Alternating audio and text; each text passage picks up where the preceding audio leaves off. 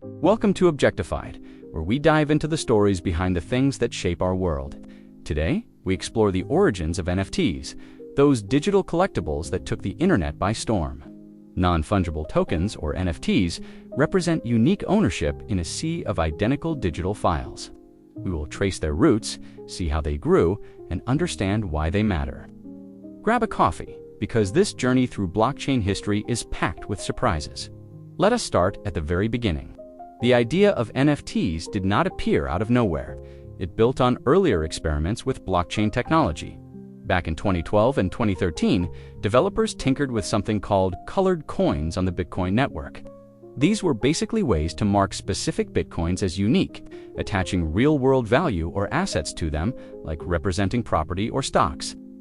However, Bitcoin's design limited what people could do, so these early attempts stayed mostly conceptual and did not gain much traction. Then, in May 2014, artist Kevin McCoy and technologist Anil Dash created what many consider the first true NFT. They called it Quantum, a simple video clip of an octagon pulsing with colors. McCoy minted it on the Namecoin blockchain, a fork of Bitcoin designed for decentralized domain names.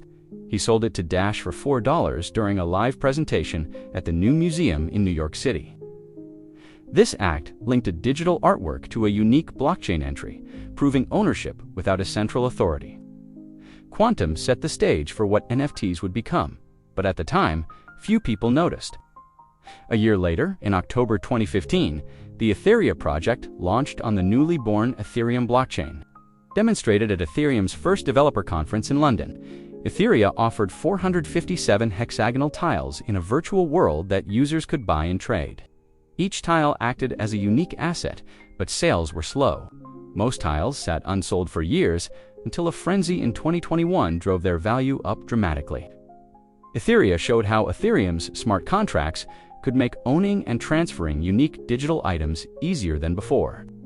As Ethereum gained steam, more projects experimented with unique tokens.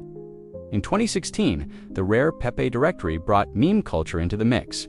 Based on the Pepe the Frog character, artists created digital trading cards on Bitcoin's counterparty protocol. These rare Pepes traded like collectibles, with rarities and editions. The project even had its own wallet for storing and exchanging them. It sparked the crypto art movement, blending humor, art, and blockchain in a way that felt playful yet innovative. The real turning point came in 2017.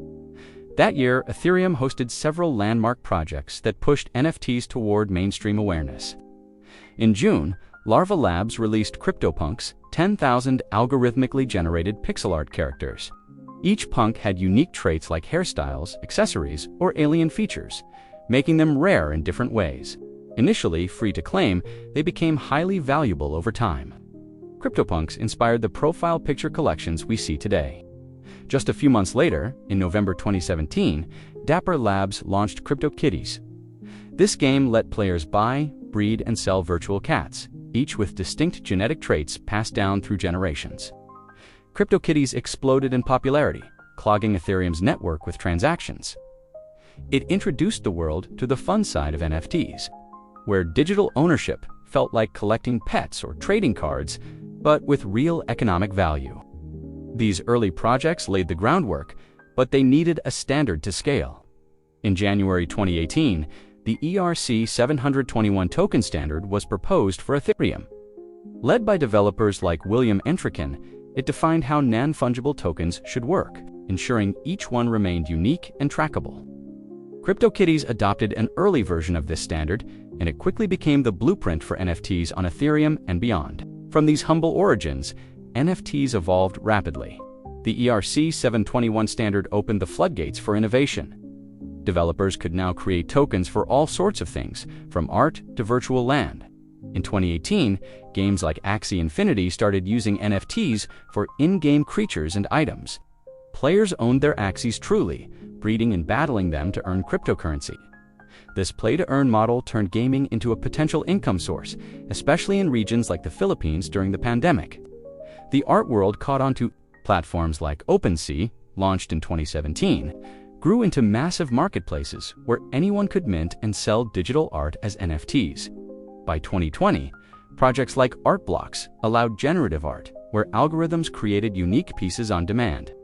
Artists coded scripts, and buyers minted variations, blending creativity with technology.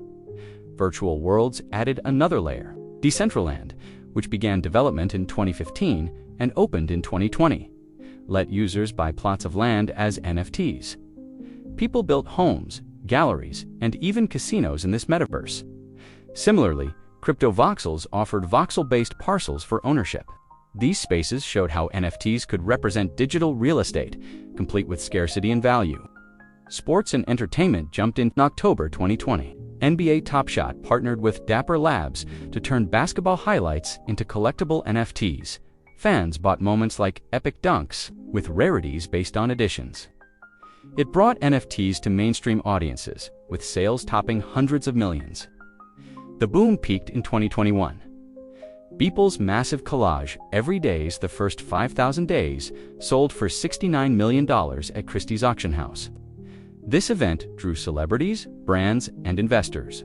Collections like Bored Ape Yacht Club launched in April 2021, offering 10,000 ape avatars with perks like exclusive events. Owning a Bored Ape became a status symbol, with prices soaring. Innovations kept coming. Music NFTs let artists sell tracks or albums directly to fans, with royalties baked in. Fashion brands like Gucci and Nike created digital wearables for avatars. Even physical items linked to NFTs, like limited edition sneakers with digital twins. Blockchains beyond Ethereum emerged. Flow, used by NBA Top Shot, offered faster transactions. Solana gained popularity for lower fees, hosting projects like Degenerate Ape Academy. These alternatives addressed Ethereum's scalability issues, like high gas fees during peak times. Today, NFTs integrate with Web3 concepts like decentralized finance and DAOs. They enable fractional ownership, where groups buy expensive assets together. Innovations in utility include access tokens for communities or events. NFTs have reshaped culture in profound ways. They democratized art ownership. Before, galleries and auctions gatekept who could buy or sell art. Now, anyone with an internet connection can create and trade digital works. Artists from underrepresented regions gained global audiences, bypassing traditional systems. In gaming, NFTs shifted power to players. Instead of companies owning everything, users control their items across games or sell them freely. This created vibrant economies, though not without controversies like pay-to-win mechanics. Culturally, NFTs amplified meme culture and community building. Projects like CryptoPunks or Bored Apes fostered tribes where holders connected online and offline. Celebrities like Eminem or Snoop Dogg owning apes boosted visibility, blending pop culture with crypto. They challenged ideas of value. Why pay millions for a JPEG? NFTs prove scarcity in the digital realm, much like physical art. They sparked debates on intellectual property, with right-click save memes highlighting the difference between copying and owning. On a broader scale, NFTs influenced the metaverse vision. Virtual worlds where people live, work, and play rely on NFTs for identity, assets, and economy. Brands like Coca-Cola or Adidas entered with NFT drops, bridging physical and digital marketing. However, cultural impact includes negatives. Environmental concerns arose from energy-intensive blockchains, though shifts to proof of stake helped. Scams and rug pulls damaged trust, leading to calls for regulation. Despite this, NFTs pushed society to rethink ownership in a digital age. One surprising detail is that the first NFT, Quantum, almost vanished. Kevin McCoy forgot to renew its Namecoin registration in 2015, and someone else claimed it. Only in 2021 did it sell for $1.47 million at Sotheby's, sparking a lawsuit over true ownership. CryptoKitties caused Ethereum's first major congestion. In late 2017, the game's popularity slowed the entire network, highlighting scalability needs that led to upgrades like Ethereum 2.0. Rare Peppies included a card honoring Satoshi Nakamoto, Bitcoin's creator. Only 300 exist, granting entry to an exclusive club. Some sold for hundreds of thousands later. Bored Ape Yacht Club holders get commercialization rights, meaning they can use their ape in products or media.